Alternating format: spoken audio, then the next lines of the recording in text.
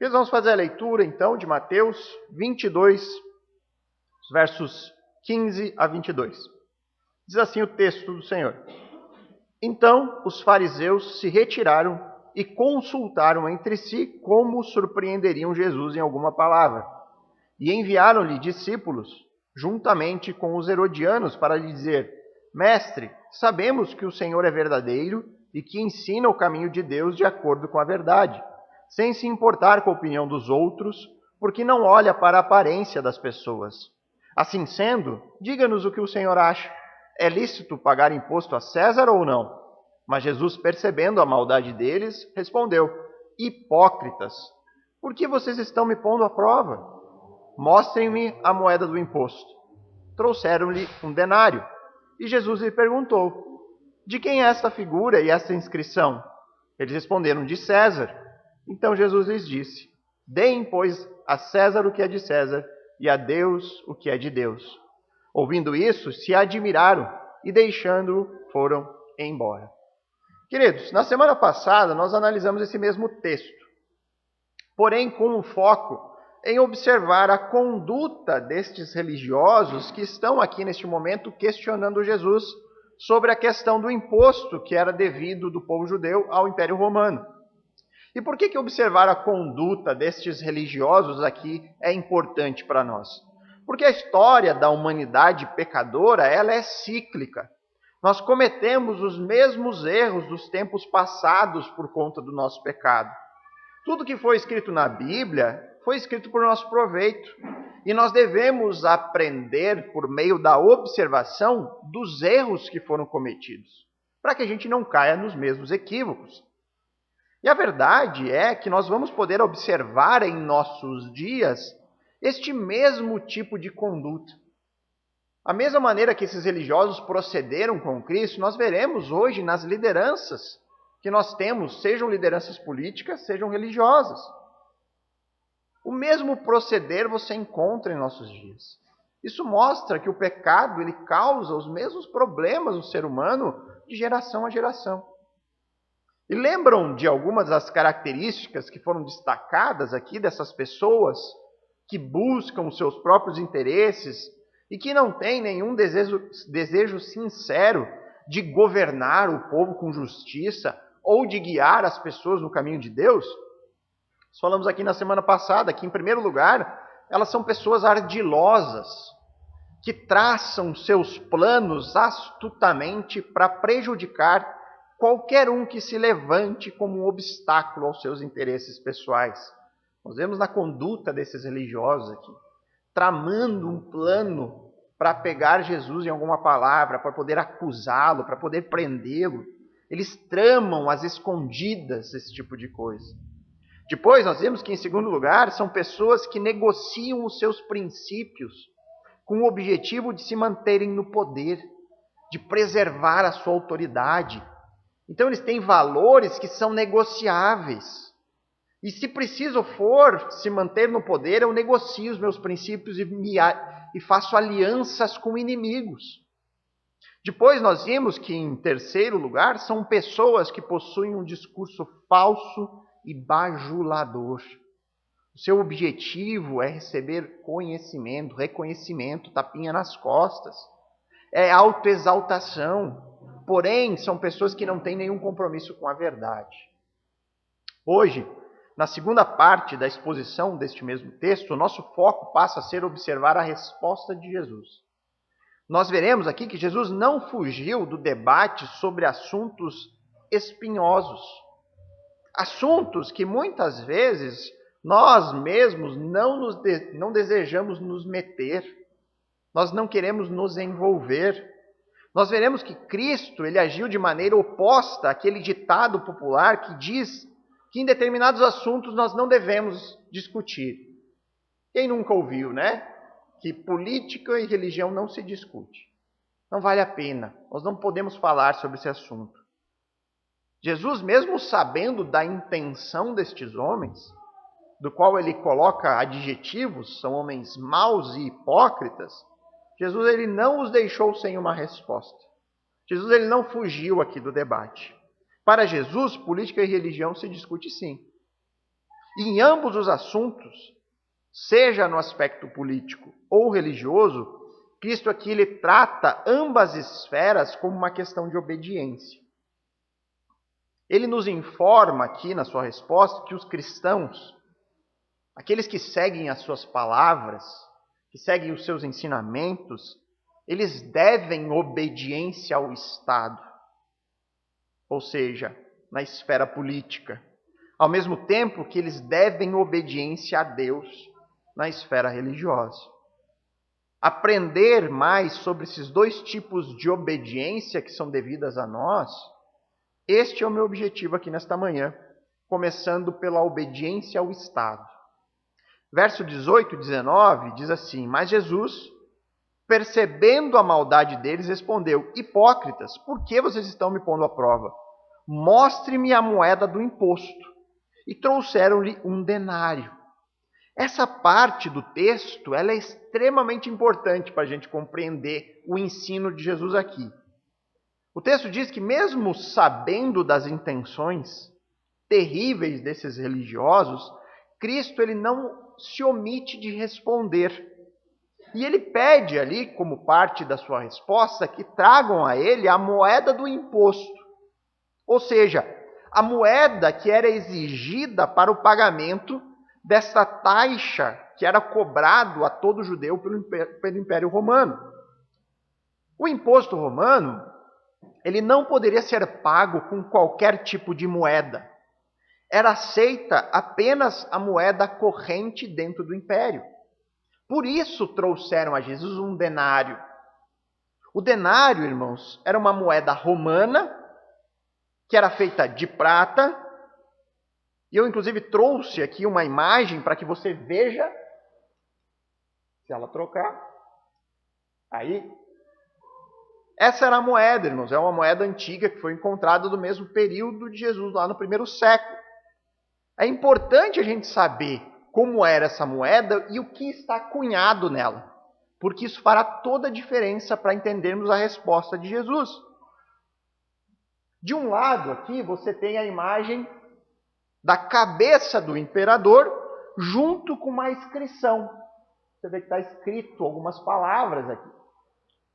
E o que está escrito nesta moeda era extremamente ofensivo para o povo judeu. O que está escrito ali é Tibério César Augusto, filho do divino Augusto. Tibério era o nome do imperador, César é um título que significa imperador ou rei. Então, Tibério, imperador, Augusto significa exaltado, divino. Então, essa alcunha aqui está clamando ao imperador que ele é um filho de Deus, no sentido de semelhança, ele é uma divindade entre as pessoas. E do outro lado aqui você tem o imperador sentado em um trono, vestido como um sacerdote. E aqui está escrito Pontife Maxime, ou seja, sumo sacerdote. Você tem agora uma dimensão do que essa moeda era de ofensiva ao povo judeu? Você consegue perceber agora o porquê que o povo ficava extremamente ofendido? Sempre havia uma relação tensa, ao menos dos religiosos, como fariseus, que levavam muito a sério a lei de Deus, com o imperador, com o império. Em uma simples moeda, nós encontramos o imperador declarando para si mesmo divindade e colocando sobre o Império Romano não apenas a condição de um governo estatal, mas de um governo espiritual. Nós temos aqui o imperador como um sacerdote. E aí, diante disso, agora, sabendo dessas informações, você vai poder conseguir tentar ao menos imaginar a atenção que Jesus atraiu quando ele pede a moeda. Traga-me a moeda do imposto, traz-me o denário. As pessoas nesse momento, deveriam estar atentas, esperando o que será que Jesus vai dizer agora. Será que Cristo vai censurar a imagem que está impressa na moeda, nós devemos lembrar que o povo judeu, qualquer imagem produzida por homem era blasfêmia para eles. Não façam imagem de espécie alguma. Será que Jesus vai condenar a imagem? Será que Jesus vai proibir usar essa moeda terrível para pagar o imposto? Será que ele vai dizer algo sobre o que está escrito nela? Afinal de contas, as inscrições da moeda são uma clara blasfêmia. Certamente aqui, irmãos, uma tensão no ar. Uma expectativa muito grande sobre o que Jesus vai dizer. E o que Jesus responde? Verso 20 e 21. E Jesus lhes perguntou: de quem é esta figura e esta inscrição? Eles responderam: de César, do imperador. Então lhes disse: deem, pois, a César o que é de César, e a Deus o que é de Deus. Essa resposta de Jesus, ela só pode ser devidamente compreendida à luz do contexto histórico da nação de Israel. Por isso que é importante saber a questão da moeda. O povo de Israel, ele vivia debaixo de uma teocracia. O que é uma teocracia? Deus é o nosso líder. Deus é o nosso governador. Deus é o nosso imperador. É a lei de Deus que vale. É sob ela que nós devemos obedecer e reverenciar. O imposto, que era estipulado na lei de Deus, na forma dos dízimos, ele deveria ser entregue no templo e não para o imperador pagão e seu império blasfemo, que colocava sobre si um reino espiritual. Os judeus, eles simplesmente não tinham argumentos teológicos para justificar o pagamento do imposto. Exceto se eles entendessem que a opressão romana era um juízo de Deus sobre eles. Não há argumentos teológicos para justificar pagar imposto por um imperador pagão, por um império pagão, a não ser que eu entenda que esse império foi levantado por Deus como disciplina pelos meus pecados. Da mesma forma como aconteceu no cativeiro babilônico. Os judeus se colocaram debaixo do subjugo do Império Babilônico, se colocaram em obediência ao Império Babilônico, porque os profetas disseram que aquilo era vontade de Deus sobre eles, disciplina. E a resposta de Jesus segue exatamente este caminho, o caminho da soberania de Deus. Se toda autoridade humana ela é instituída por Deus neste mundo, então Jesus está dizendo: a comunidade dos santos deve dar a César o que é de César. Se toda autoridade humana é levantada por Deus, então nós devemos obediência a ela. E isso, irmãos, é reforçado no ensino apostólico. Tanto o apóstolo Pedro ensina isso na sua primeira carta, lá no capítulo 2, versos 13 a 17. O pastor Adriano já expôs esse texto, nós aqui já lemos esse texto na semana passada, mas nós também temos o apóstolo Paulo falando sobre isso. Ele tratou deste assunto em Romanos, capítulo 13, versos 1 a 7. Talvez o texto mais conhecido quando a gente trata sobre obediência a autoridades neste mundo. Diz assim o texto de Romanos: que todos sejam sujeitos às autoridades superiores. Olha o que Paulo está dizendo. Que todos estejam sujeitos às autoridades. Nós devemos nos sujeitar a autoridades. E agora ele diz o porquê que nós devemos nos sujeitar. Porque não há autoridade que não proceda de Deus. Toda autoridade foi levantada por ele. E as autoridades que existem foram por eles instituídas. Assim, aquele que se opõe à autoridade resiste à ordenação de Deus.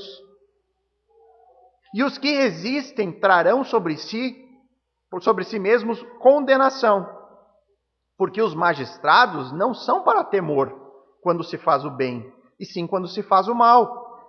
Você quer viver sem medo da autoridade? Faça o bem, e você terá louvor dela, pois a autoridade é ministro de Deus para o seu bem. Mas se você fizer o mal, então tenha medo, porque não é sem motivo que a autoridade traz a espada, pois é ministro de Deus, vingador, para castigar quem pratica o mal. Portanto, é necessário que vocês se sujeitem à autoridade, não somente por causa do temor da punição, mas também por dever de consciência. É por isso também que vocês pagam impostos, porque as autoridades são ministros de Deus, atendendo constantemente a esse serviço. Paguem a todos o que é devido, a quem tributo, tributo, a quem imposto, imposto, a quem respeito, respeito, a quem honra, honra. Fica muito claro que o ensino de Paulo aos romanos está em perfeita sintonia com a resposta que Jesus dá aqui no texto. Nós devemos obedecer às autoridades porque elas são constituídas por Deus dentro da esfera da sua soberana vontade. Portanto, as autoridades são um instrumento de Deus para tratar com o seu próprio povo. E aqui eu quero fazer 3 considerações importantes sobre a resposta de Jesus, quando ele ordena para a comunidade messiânica que ela deve dar a César o que é de César. Primeira consideração: o Messias certamente desapontou muitas pessoas nesse dia. Eu acredito, irmãos, que esta resposta de Jesus trouxe muito mais pessoas do meio daquela multidão que nós temos visto até aqui, aquelas que ainda têm uma certa estima por Jesus, consideram como profeta, como homem de Deus. A resposta trouxe muita gente desse meio indeciso, confuso, para o lado dos religiosos, em oposição declarada. Eu creio que aqui a gente começa a entender o que mudou tão rapidamente da terça, nós estamos aqui na terça-feira daquela semana da paixão, para mais perto do final de semana, onde essa mesma multidão que está ali, que de alguma forma impediu, colocou um freio nos religiosos para que eles não prendessem Jesus neste dia, mas logo mais nós veremos eles gritando: condenem esse homem, crucifiquem ele.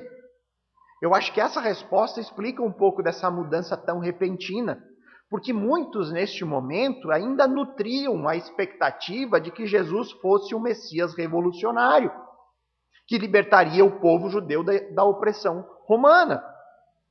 Certamente aquelas pessoas que eram simpáticas aos zelotes. Quem eram os zelotes? Era um grupo de judeus que tramavam uma revolução armada, eram revolucionários. Haviam muitos ali que queriam uma revolução, que o povo judeu se levantasse contra o império. E aqui essas pessoas certamente abandonaram qualquer esperança nesse Jesus como Messias. Ouvir de Jesus, onde aquelas pessoas ainda tinham expectativas de um Messias libertador, líder militar, que liberaria os judeus do império, ouvir ele dizendo: dai a César o que é de César, foi um banho de água fria nas pretensões revolucionárias desse povo.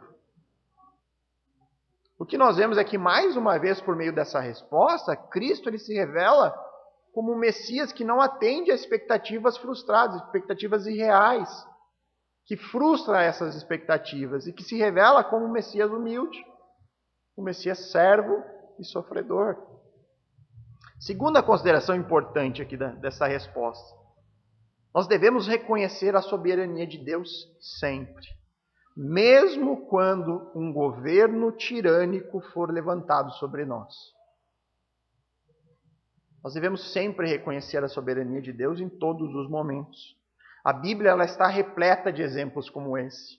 Especialmente se você ler o período dos reis de Israel, você vai ver sempre, todo momento, um governante opressor sendo levantado como forma de juízo para um povo que abandonou o Senhor e sua lei. Vamos pegar o exemplo do cativeiro babilônico. Quem que levantou aquela nação pagã para subjugar o povo judeu e para tratá-los na sua rebelião idólatra? Deus falou por meio do profeta Jeremias, lá no capítulo 27, verso 6. Agora eu os entreguei todas as terras nas mãos de Nabucodonosor, rei da Babilônia, meu servo. O que Deus está dizendo? Fui eu que levantei. Eu levantei essa nação como disciplina. Muitas vezes, líderes maus, perversos, eles são colocados sobre o povo como forma de juízo de Deus sobre eles. Da mesma forma que a gente pode também olhar para esses líderes levantados por Deus com uma certa ironia da parte do Senhor sobre nós. Por quê? Porque esses líderes acabam sendo também uma espécie de reflexo do próprio povo. Da mesma forma que o povo acaba sendo um reflexo do seu líder. Lembram de Saul? Levantado por Deus. A Bíblia é muito clara dizer que Deus ungiu ele rei de Israel, mas como um reflexo dos desejos do povo. Saul era o rei que o povo queria. Deus foi lá e deu para eles. Vocês querem um rei imponente, grande líder militar para livrar vocês da opressão dos filisteus? Eu vou dar o mais alto de todo Israel para vocês. No momento que o povo viu Saul, que disse que o mais alto de Israel batia no ombro dele, o povo olhou para Saul e logo disse: esse é o rei que eu quero. Bem-aventurado o rei de Israel. Ele atende às minhas expectativas. O povo queria um rei imponente fisicamente, mas não queria um rei temente a Deus. Então acabou sendo um reflexo do próprio povo, e o povo um reflexo daquele rei. E com isso a gente aprende, irmãos, que nós não devemos jamais colocar a nossa esperança em governantes, em líderes, como se eles fossem a salvação da nossa vida. A gente não pode esquecer que os nossos governantes, eles são eleitos por pessoas que, na sua grande maioria, não buscam a Deus, não temem ao Senhor, não levam a palavra de Deus em consideração. Nós, como crentes, devemos ser muito firmes em entender que a única solução efetiva para os nossos problemas neste mundo é a pregação do Evangelho. Esse deve ser sempre o nosso foco. A nossa maior dedicação como crentes, como igreja, é proclamar as boas novas de Cristo. Porque é apenas isso que trata o problema no cerne, que é o pecado, a rebelião contra o nosso Criador. É apenas isso que vai livrar uma pessoa de buscar os seus próprios interesses. É tendo temor no Senhor. É sabendo que prestará contas da sua vida. Terceira consideração. Fica aqui estabelecido nas palavras de Jesus que existe uma obediência que todo crente deve ao governo civil. É importante aqui notar o contexto. A ordem de Jesus de obediência ao Estado está posta sob o contexto histórico do Império Romano. O que isso significa? Cristo está dizendo para aquele povo ser obediência ao Império Romano. Ou seja, não significa simplesmente que você deve obedecer a um governo que você não é simpatizante. Eu não simpatizo com o governo atual, então eu vou desobedecer tudo que ele impor sobre mim. Jesus está dizendo que você deve obedecer até mesmo um governo tirano. Mas antes que você se revire na sua cadeira, logo mais nós vamos tratar dos limites dessa obediência. Só que o ponto aqui é que nós, como crentes, devemos nos submeter às leis civis da nossa nação. Mesmo que a gente não aprove, mesmo que a gente não concorde, mesmo que achamos que as leis estão erradas, Jesus diz, é preciso dar a César o que é de César. Mas é óbvio que há um limite para isso. Até porque, irmãos, nós sabemos que historicamente, algumas décadas depois destas palavras de Jesus, os cristãos mesmos enfrentaram a ira de Roma. E por que eles enfrentaram a ira de Roma? Porque eles se recusaram a obedecer ao imperador romano. Eles se recusaram a dar a César o que César estava pedindo. Os cristãos, eles foram massacrados porque se recusaram a participar da adoração ao imperador. Eles se recusaram a se curvar diante do divino Augusto. Se recusaram a reconhecer a inscrição que estava cunhada na moeda e que declara que o imperador é um ser digno de adoração. O limite para a obediência do Estado é encontrado quando este colide com outro campo de obediência que o crente precisa exercitar em sua vida, que é a obediência a Deus. Este é o limite. Vamos analisar agora a segunda parte da resposta de Jesus, que é a parte do final do verso 21. Deem, pois, a César o que é de César e a Deus o que é de Deus. Quando Cristo estabelece aqui que existem coisas que são de César, ou seja, coisas que os crentes devem ao Estado, ao mesmo tempo que existe aquilo que é de Deus, Cristo aqui está traçando uma linha divisória. Ele está distinguindo a obediência devida a César e aquela obediência que é devida a Deus. Jesus ele está confirmando o pagamento do imposto, simbolizado ali pela moeda do denário. Ele diz isso é devido ao império, porém, Cristo ele está rejeitando aquela afirmação que estava presente na mesma moeda que colocava o imperador como um representante de Deus, que colocava o Império Romano como um reino espiritual. Ele rejeita isso. Deus é soberano. O imperador ele precisa ser respeitado como uma autoridade que foi instituída pelo Senhor. Entretanto, este respeito, essa obediência, ela é devida apenas nos casos em que a vontade do Estado não entre em colisão com a vontade de Deus. Nós podemos ver que os apóstolos eles tiveram que lidar com este ensino de Jesus pouco tempo depois. E a atitude dos apóstolos lança luz sobre isso que Cristo está dizendo.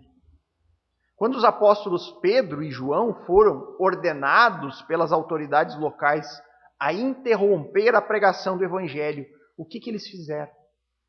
Pararam de pregar o Evangelho? Respeitaram a decisão das autoridades? Não. Eles obedeceram ou desobedeceram? Desobedeceram. Você encontra isso narrado lá em Atos, capítulo 4, versos 18 a 20, onde o texto diz que, chamando-os, ordenaram-lhes que de modo nenhum falassem nem ensinassem no nome de Jesus. As autoridades chamaram eles e ordenaram: vocês não podem mais pregar o nome deste homem. Mas Pedro e João responderam: os senhores mesmos julguem se isso é justo diante de Deus, ouvirmos antes os senhores do que a Deus. Pois nós não podemos deixar de falar das coisas que vimos e ouvimos. Diz: olha, você pode mandar, você tem autoridade para nos mandar, mas o que você acha que eu vou obedecer? A vocês ou a Deus? E aí no próximo capítulo de Atos, os apóstolos foram presos porque não deixaram de pregar o nome de Cristo, porque desobedeceram essa ordem das autoridades, e mais uma vez eles vão afirmar, agora no capítulo 5, versos 27 e 29, trouxeram os apóstolos, apresentaram-os ao sinédrio, e o sumo sacerdote os interrogou, dizendo: não é verdade que ordenamos expressamente que vocês não ensinassem esse nome? No entanto, vocês encheram Jerusalém com a doutrina de vocês, e ainda querem lançar sobre nós o sangue deste homem. Na hora que eles dizem, né? Nós não ordenamos expressamente para vocês pararem a pregação. Eles obedeceram? Eles mesmos respondem: vocês encheram Jerusalém com essa doutrina. Eles pregaram ainda mais, né? E ainda eles dizem, né? E vocês querem ainda lançar o sangue deste homem sobre nós. Mas sobre quem seria? Né? O discurso falso, mais uma vez aparecendo, né? Quem foi que coordenou a crucificação, né? Eles se isentando de qualquer responsabilidade. Então Pedro e os demais apóstolos afirmaram: é mais importante obedecer a Deus do que os homens. Então, juntando aqui a resposta de Jesus e o ensino apostólico, quando existe conflitos de interesses entre as autoridades, aquelas que nós estamos sujeitas, e a palavra de Deus, este é o exato momento em que somos autorizados a nos submeter apenas ao Senhor e a desobedecer às autoridades. Foi isso que aconteceu no exato momento em que os cristãos do primeiro século foram obrigados pelo Império Romano a oferecer sacrifícios e adoração ao imperador. Os crentes, eles se recusaram a fazer isso. Eles se recusaram a dar a César o que César queria. E muitos foram perseguidos e mortos, porque eles se recusaram a dar a César aquilo que é apenas de Deus. Este é o limite da obediência ao Estado. Quando essas duas esferas colidem, a primazia é sempre dada a Deus e a sua palavra. Sempre. Porém, irmãos, eu lamento informá-los que nós estamos diante de uma linha muito tênue aqui. Nós temos que ter total discernimento, porque é muito difícil fazer esse julgamento muitas vezes. Nem sempre é tão simples determinar onde terminam as coisas de César e onde começam as coisas de Deus. Na maioria das vezes, não será simplesmente decidir se nós temos que nos curvar a um falso Deus ou não. Seria muito fácil, né? Se o governo brasileiro levantasse uma estátua e pedisse para todos nós adorarmos essa estátua. Nós saberíamos imediatamente qual é a nossa postura como crentes. Mas nem sempre é isso. Às vezes é sutil.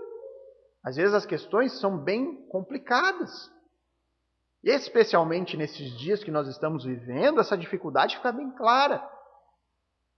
A todo momento surge um novo decreto que nós temos que obedecer. Não é isso que tem acontecido? Toda semana estão atualizando. Faça isso, não pode fazer mais aquilo. Agora vai lá, não pode mais ir lá. O crente pode se reunir, não pode mais. E aí nós temos todo tipo de opinião, irmãos. Você vai encontrar pessoas tementes a Deus dizendo, não, isso é justo. Não, isso não é justo. Não, isso não temos que fazer, isso não temos. Isso o Estado pode interferir, nisso não pode. Isso você tem que obedecer, isso você não tem. Você encontra opiniões diversas. E aí traz toda a complexidade do assunto. O que fazer, irmãos, quando existem tantas divergências de opiniões? O que fazer diante de tantas interferências do Estado na nossa vida privada? Qual o limite disso? O que fazer em questões onde não se trata de algo claro, né, como o Estado estar obrigando a nós a adorarmos um ídolo? Qual deve ser a nossa atitude em momentos difíceis de decisão que nós ficamos em dúvida? E aqui, irmãos, eu digo, não existe uma fórmula mágica. Não existe uma fórmula que você vai seguir, você vai sempre encontrar a resposta certa. O que nós temos que fazer como crentes é primeiramente nos alimentar. Que sentido? Estar cheio da palavra de Deus. Porque só assim eu sei com certeza o que Deus requer de mim. Se você não conhece a palavra, como você vai fazer a distinção sobre o que é de César e o que é de Deus? Como você vai saber o que Deus requer de você se você não conhece a palavra do Senhor? E junto a isso, orar constantemente. Por que precisamos orar? Porque nós precisamos de sabedoria para lidar com essas situações difíceis. Precisamos de uma sabedoria que vem do alto. Para que a gente possa julgar cada circunstância com bom senso. Diante da palavra. E crendo que Deus vai nos guiar na nossa decisão. E aqui a gente volta naquilo que é o mais básico da vida cristã. Não estou pregando nada novo aqui. Pelo contrário. Provavelmente você já ouviu isso centenas de vezes aqui na igreja. Mas é indispensável para todo crente. conhecer a Deus pela palavra e buscá-lo por meio de oração. É isso. É isso que devemos fazer. O teólogo J.C. Ryle, ele comentou sobre este assunto, sobre a dificuldade de fazermos distinção entre obediência às autoridades e a Deus. Ele fez um comentário sobre isso, como é difícil fazer essa distinção.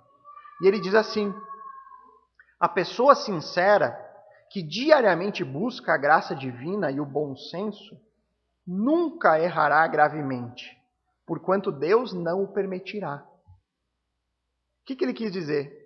Que ele confiava que a pessoa que busca a Deus, que faz isso de maneira sincera por meio da palavra e da oração, ela jamais vai cair em grave erro. Por quê? Porque se ela está buscando a Deus pela palavra e oração, o próprio Senhor não vai deixar que ela erre. Ela pode contar com a ajuda de Deus. E esse é o ponto, irmãos. Muitas vezes nós vamos tomar decisões das quais nós não estamos completamente seguros de ser a decisão certa. Mas nós temos que decidir. Nós temos que tomar uma decisão sobre os assuntos da nossa vida. Nós podemos errar em algum momento, provavelmente vamos errar. Mas o que eu não posso fazer é me omitir de usar as ferramentas que Deus me deu.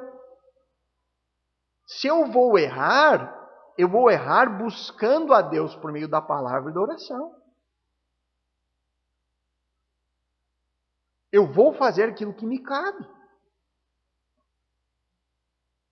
Porque do contrário, não é que o erro é possível. O erro é certo.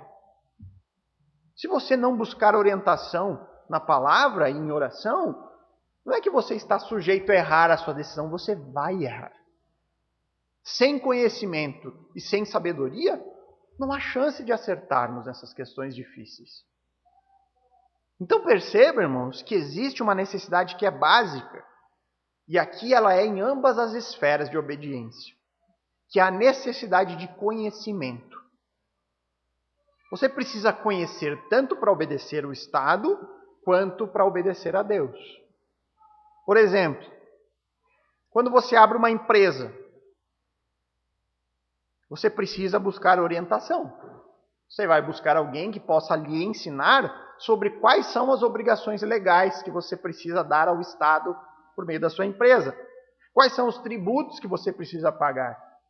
Quais são as informações que você precisa fornecer regularmente ao Estado? Você tem que conhecer. Você não pode abrir empresa sem me deixar. Agora tem uma empresa. Aí começa a emitir nota, tal, não manda os informativos para o governo, não paga os seus impostos devidos. Você precisa de conhecimento. Você precisa conhecer as normas do governo para que você possa dar a César o que é de César. Como seria na esfera da obediência a Deus?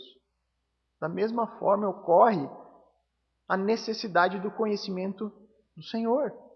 Você precisa saber aquilo que Deus exige de nós, de você, como um discípulo. O que você precisa fazer? Como você deve viver? O que Deus condena na sua palavra? O que Deus diz que é certo? O que Deus considera como errado? Quando estávamos em Adão, nós mesmos decidíamos isso. Assim como ele decidiu, ao chegar naquela maldita árvore do conhecimento do bem e do mal, e decidiu fazer o seu próprio julgamento. Em Adão, nós também fazíamos o nosso próprio julgamento. Nós julgávamos o que é bom, o que é mal, o que é certo, o que é errado. Mas agora em Cristo nós recorremos a Deus. Eu quero saber o que Deus acha disso. O que Deus considera como certo e errado. Sem este conhecimento, não há como fazer distinção e dar devidamente a César o que é de César e a Deus o que é de Deus. Você precisa conhecer. Supondo que todos nós aqui temos certo conhecimento sobre o assunto, em especial que todos nós aqui temos um certo conhecimento da palavra de Deus. Aí eu pergunto, será que nós temos realmente dado a Deus o que é de Deus? Será que você tem tributado a Deus a glória devida ao seu santo nome? Será que nós temos feito de Cristo o nosso bem mais precioso? Você tem certeza de que você tem dado a Deus o que é de Deus? Lembram o que a palavra de Deus nos diz em Romanos 12:1? Ela diz o seguinte: portanto, irmãos, pelas misericórdias de Deus, peço que ofereçam o seu corpo como sacrifício vivo, santo e agradável a Deus. Este é o culto racional de vocês. Olha o que Paulo diz aqui, o que Deus diz por meio de Paulo. Peço que ofereçam o seu corpo como sacrifício vivo. Ao ler este versículo, nós estamos aqui tomando conhecimento sobre algo que Deus requer de nós. Obediência a Ele. Dar a Deus o que é de Deus.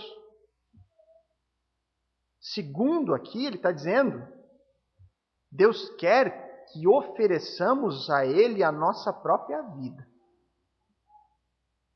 Ele diz, sacrifício vivo. Deus quer que a gente se entregue por inteiro a Ele. Dar a Deus o que é de Deus. Ele está dizendo, a sua vida não é mais sua, é minha. Fazer algumas aplicações práticas disso. Deus quer que quando estivermos no culto público, a nossa mente esteja conectada a Ele. Que ao expressarmos o nosso louvor cantando músicas, Deus quer que o meu intelecto esteja unido às letras das canções. Que eu tenha entendimento do que eu estou cantando. Porque só assim eu vou expressar verdadeira adoração. Ele quer que quando a palavra esteja sendo exposta, que o meu desejo seja conhecer mais a Ele. Porque quanto eu mais conheço, eu mais confio. Quanto eu mais conheço, mais eu sou capaz de lutar contra o meu pecado.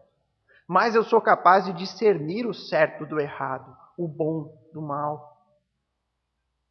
A maneira como eu valorizo o culto, a minha postura do início ao fim, a atenção dispensada, a preparação para este dia do domingo, que no Novo Testamento se tornou um sinônimo por dia do Senhor, dia de culto. Isso envolve desde chegar no horário. Como eu me preparo para o culto. A maneira que eu valorizo o congregar. Tudo isso diz muito se eu valorizo realmente Cristo. Se eu estou entregando a minha vida como sacrifício vivo. Mas só isso, obviamente, que não é suficiente. Porque se a minha vida cristã se resume ao domingo, o que eu tenho é mera religiosidade. Deus quer que ao fim do culto público, não se encerre o meu culto pessoal. Ele quer que eu sirva os meus irmãos.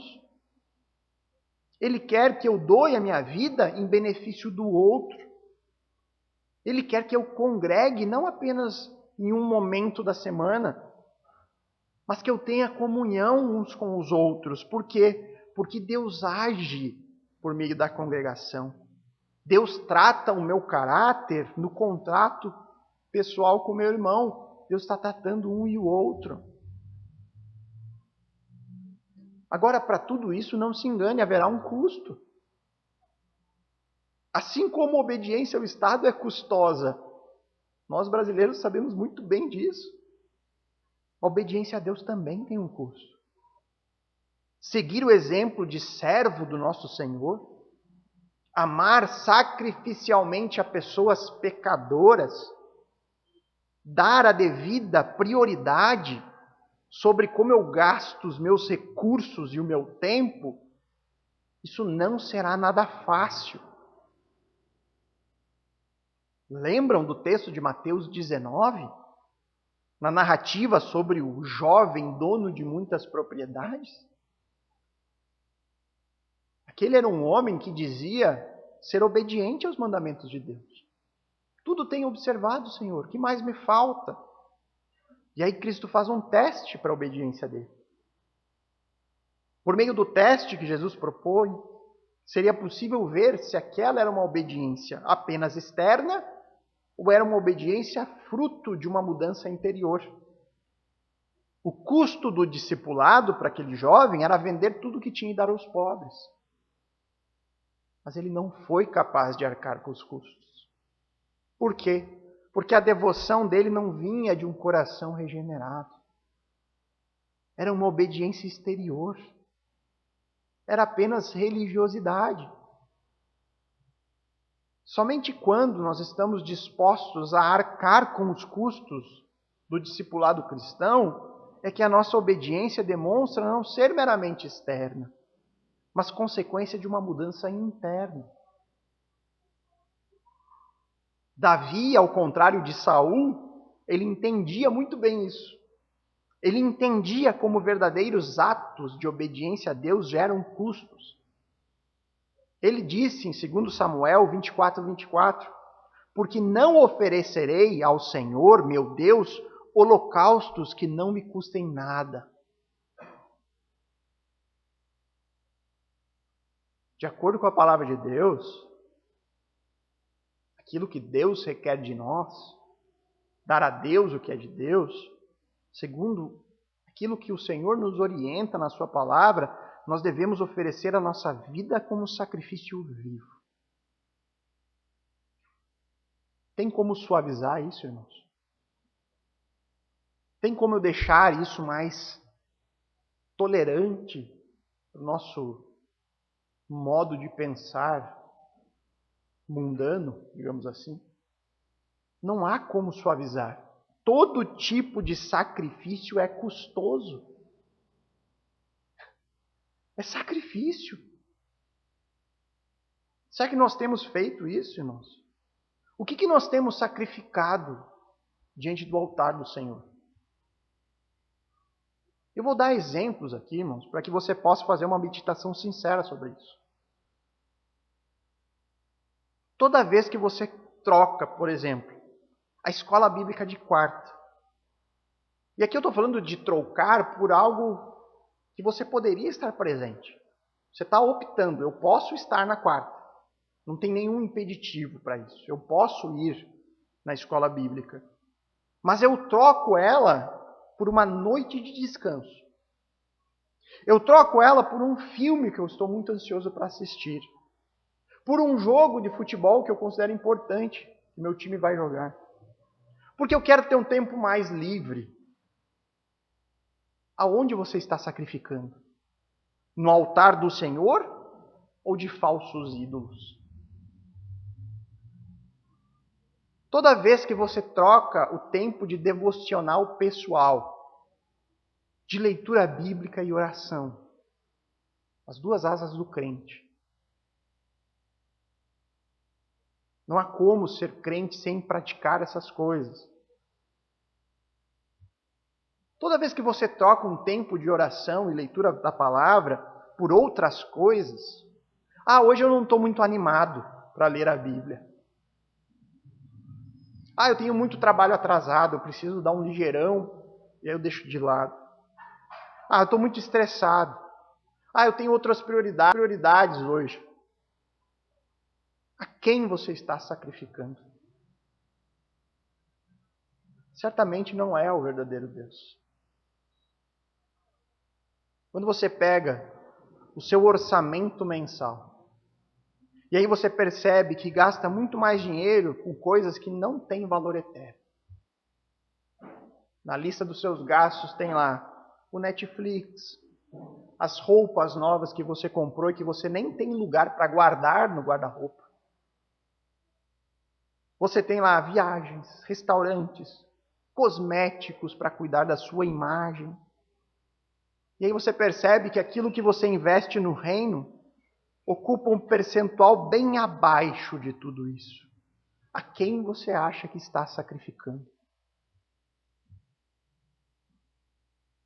E como eu faço a ressalva, irmãos, nada disso é ruim em si mesmo ou necessariamente pecaminoso. O ponto é a prioridade, o custo, o sacrifício. Onde mais eu sacrifico os meus recursos e o meu tempo? Se eu tenho que sacrificar a minha vida, tenho que entregar a minha vida a Deus como sacrifício vivo. A maneira como eu administro o tempo da minha vida e os recursos que é o próprio Senhor que me dá, o que eles pregam acerca da minha prioridade? O que eles pregam, o que a maneira que eu vivo prega acerca de como eu tenho sacrificado ao Senhor? Essa é uma meditação, irmãos, que ela pode ser dura, porém ela é necessária. Do contrário, irmãos, eu seria só mais um religioso aqui, com seus discursos falsos e bajuladores. Nem se preocupe, não precisamos ser radicais. Nós devemos ser sinceros em nossas meditações, para que a gente possa reconhecer caso nós não estivermos sacrificando a nossa vida a Deus, porque é isso que Deus requer de nós. E talvez a gente perceba que nós estamos sacrificando muito mais no altar do consumismo, no altar da vaidade, dos esportes, do entretenimento, da imoralidade, do ego, da carreira profissional. Mas tudo isso passará, irmãos. Eu creio que nós já temos aqui elementos suficientes para pensarmos sobre a nossa vida. Será que nós temos realmente dado a Deus o que é de Deus? Será que eu tenho realmente vivido como verdadeiro discípulo? Eu tenho realmente feito da minha vida sacrifício vivo ao meu Senhor e Salvador? A gente precisa pensar sobre isso. Porque ainda há tempo de arrependimento e mudança de vida. Ainda há tempo de valorizarmos Cristo como nosso maior tesouro e oferecermos nossa vida como sacrifício vivo. Porque qual é a chance, irmãos? Qual é o risco que nós corremos? Não é porque a gente precisa fazer isso para ser salvos. Como o pastor Adriano falou anteriormente. Não é esse o ponto. O ponto é a evidência. É nós não encontrarmos evidências de verdadeira conversão. Não encontrarmos evidências de mudança de vida, de novo nascimento. E se nós chegamos a essa conclusão de que não há essas evidências na minha vida, o que eu posso fazer é clamar: Senhor, salva-me, mude o meu coração, me transforma. Se hoje eu não tenho vontade de sacrificar a minha vida a Ti, de entregar a minha vida, muda isso em mim. Porque eu creio que sou pecador e eu preciso da Tua graça. Nós estamos falando aqui, irmãos, de trocar coisas que não possuem valor eterno por um tesouro imperecível que nunca nem jamais perderá o seu valor. Nós estamos falando de um custo neste pequeno tempo presente, que nenhum de nós sabe quanto tempo durará. Pode ser 50, 60, 80 ou no máximo 100 anos. Comparado a uma recompensa que é dada para a eternidade, onde anos não serão contados, séculos dos séculos. E aí você percebe como o pecado, ele altera a nossa percepção da realidade. Porque nós perdemos a noção de valor, irmãos. Nós passamos a valorizar um tempo mínimo neste mundo. E nós não queremos nos desfazer dele. Eu quero viver, eu quero aproveitar, eu quero agora. E eu desconsidero uma realidade que é eterna. O pecado faz a gente mentir para nós mesmos. Não, isso nem existe. Aproveita, porque a vida é essa. Por isso, conforme nós temos visto nos textos da quarta-feira, E quando o Senhor voltar, as pessoas vão se desesperar. Vão procurar a morte e não vão encontrar. Por quê? Porque a realidade da eternidade cairá à tona. Todos perceberão: há Deus neste mundo. O que eu fiz da minha vida?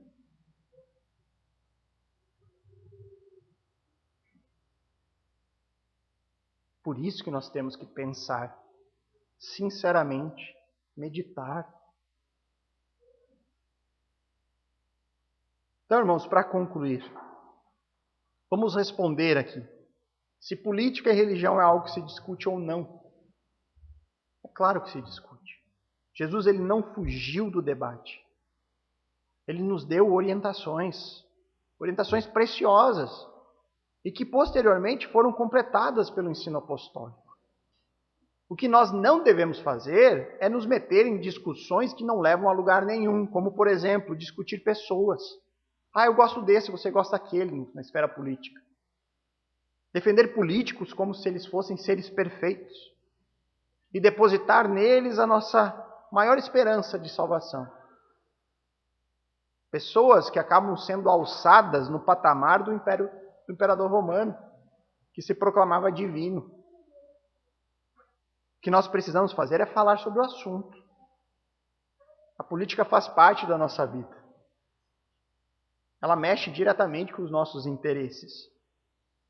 E é por isso que nós devemos ensinar nossos filhos. Orientar as pessoas que ainda ficam ali elegendo pessoas e não ideias. Eu vou votar nele porque eu gosto mais dele. Eu gosto do jeito dele. O jeito que ele fala, o jeito que ele não fala. Porque eu ganhei isso quando aquele político estava ali, mas não considero o que ele prega. Qual é a sua visão de mundo? Qual é a sua ideologia por trás? É cristã ou não é cristã? Nós precisamos saber disso. Nós precisamos. E aí nós devemos apontar quando ocorre uma determinada visão política defendendo interesses opostos à palavra, dizendo que família não é marido e mulher, que família nem é importante, que não há mais um gênero objetivo. Você não é mais homem ou mulher, você pode ser qualquer coisa. Quando você vê alguém defendendo esse tipo de coisa, nós temos que nos levantar contra isso e alertar as pessoas o quanto isso fere aquilo que é de Deus, instituído por Ele. Se o Estado se levanta e diz que ele é quem tem que educar as minhas filhas, o que você acha que, como crente, eu farei? Porque a palavra de Deus é muito clara sobre esse assunto. É dever da família a formação intelectual e moral dos seus filhos. É dever da família. Eu posso, como pai, decidir livremente compartilhar isso com uma escola pública ou privada. Mas eu não posso me eximir da responsabilidade. Eu tenho que acompanhar o que é ensinado. Eu tenho que ver que tipo de valores estão sendo pregados. Porque a responsabilidade diante de Deus é minha. Eu sou o responsável por isso.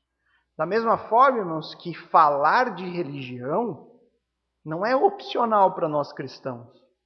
Não se discute. Biblicamente é dever. É mandamento, é comissão. Nós devemos pregar o nome de Cristo, aonde quer que estejamos. Então, irmãos, jamais caia nessa de que política e religião não se discute. Se discute sim. Mas você também precisa saber que para fazer isso é necessário conhecimento. Especialmente conhecimento da palavra de Deus. Você precisa aprender a defender a sua fé. Porque é só através do conhecimento bíblico que nós seremos guiados com segurança em ambas as esferas de obediência que é devida por nós. Seja na esfera do Estado, política, seja na esfera religiosa, a obediência a Deus. É um assunto difícil, complicado, porém nós temos que fazer aquilo que J.C. Ryle dizia. Busque ao Senhor com sinceridade. Busque pela palavra. Ore a Deus. Peça sabedoria. E aí então tome uma decisão, porque Deus será contigo. Que o Senhor nos ajude e nos guie em nossas decisões. Vamos orar.